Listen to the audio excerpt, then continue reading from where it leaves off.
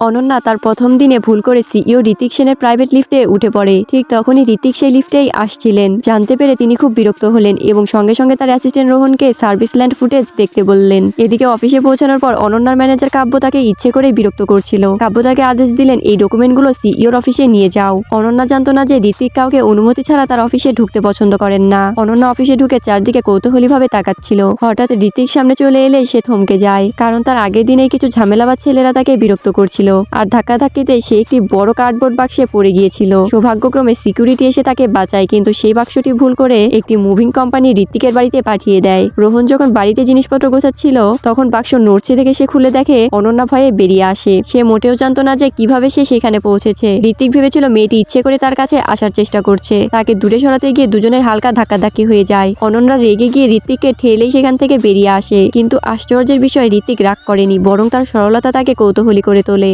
তিনি রোহনকে বলেন মেয়েটির ব্যাকগ্রাউন্ড চেক করো। কিছুক্ষণ পরে তিনি আবার অনন্যার সঙ্গে অফিসে দেখা পান। অনন্যা সিইওর পরিচয় না জেনে মজা করে নিজেকে তার মা বলে পরিচয় দেয়। ঠিক তখনই কয়েকজন কর্মী এসে ঋত্বিককে স্যার বলে ডাকতে শুরু করে। সার্ভিস ল্যান্ড ভিডিও এনে দেয়। অনন্যা বুঝতে পারে তার চাকরি এবার শেষ। ঠিক তখনই রোহন এসে জানায় অনন্যাই সেই মেয়ে যিনি বছর কয়েক আগে কোনো এক সময় ঋত্বিককে সাহায্য করেছিলেন। এই কথা শুনে ঋত্বিক সঙ্গে সঙ্গে সিদ্ধান্ত নেন সে এখানে চাকরি রাখবে।